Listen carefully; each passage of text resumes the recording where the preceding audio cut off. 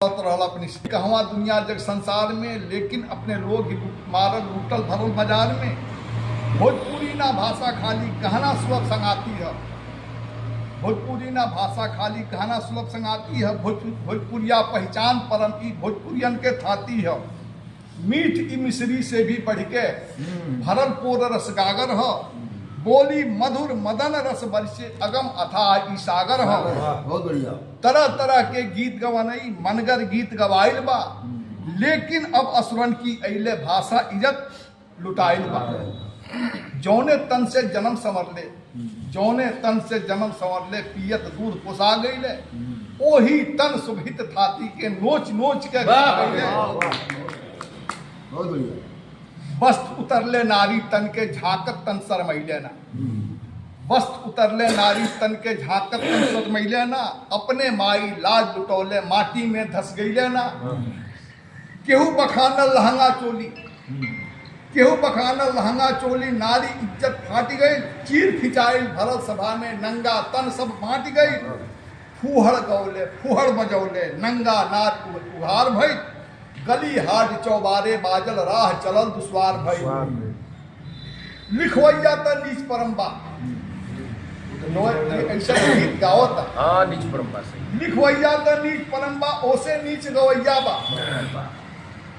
लिखवैया त नीच परम्बा ओसे नीच गवैया बा, लेकिन केहू से कम ना तनको दोषी भी सुनवैया बा। बहुत बढ़िया, बहुत बढ़िया। लेकिन केहू से कम ना तनको दोषी भी सुनवैया बा। कैसे इज्जत रही नारी के, कैसे लाज बचा पाई।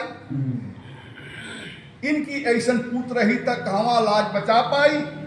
इनकी ऐसन पूत रही तक कहवा माथ लुका पाई। एक दुशासन चीर उतरिए कान्हा लाज बचा देंगे, एक दुशासन चीर उतरिए कान्हा लाज बचा देंगे। लेकिन घर घर भरल दुशासन कितना कान्हा आपन। रोज हरण नारी के होई, रोज हरण नारी के होतना कितना कितना राम बनावल जा।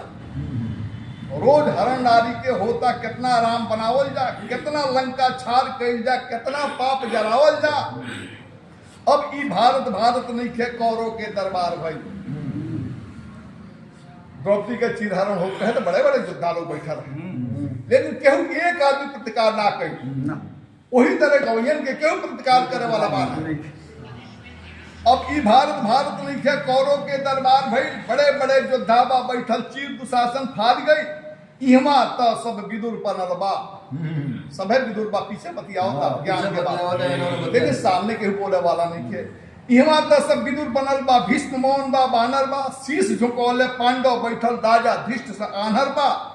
घर घर से द्रौपद विलाप पर केहू कृष्ण न आवता, घर घर से द्रौपद विलाप पर केहू कृष्ण आवता। राह चलत में चीर खिंचाता नारी लाज नसावता। जब केहू ना बोली तब का हुई। ऐ नारी अब शस्त्र उठावा। आज से नहीं हमने के सनातन कहे लगे, जब केहू नहीं के रक्षा के लिए तो दुर्गा जी गाँव पड़ा। ऐ नारी अब शस्त्र उठावा, कही द फूहड़ ना गई है। पानी गिरल बहर आँखी के, कृष्ण बचावे ना आई है। ऐ द्रौपद अब केस खोल के उठा दुशासन वार कर। ऐ द्रौपद अब केस खोल के उठा दुशासन वार कर। नेत्र खोल के देखा सीता रावण के संहार कर। बन जा दुर्गा बन जा काली, बन जा तू खप्पर वाली। मद कैटब के मान मिटा द, बन जा कलकत्ते वाली। मौन भइल बा मर्दाना जब, मौन भइल बा मर्दाना जब, बन के मर्द दिखा द तू। चीर के सीना दुशासन के आपन के सजाला तू। कहिदा सकल गवैयन से की फूहड़ गीत जो आ जाई। कहिदा सकल गवैयन से की फूहड़ गीत जो आ जाई। बाबा बढ़ के आग लगा दे सगरो दम्भ भुला जाई। बाबा बढ़ के आग लगा दे सगरो दम्भ।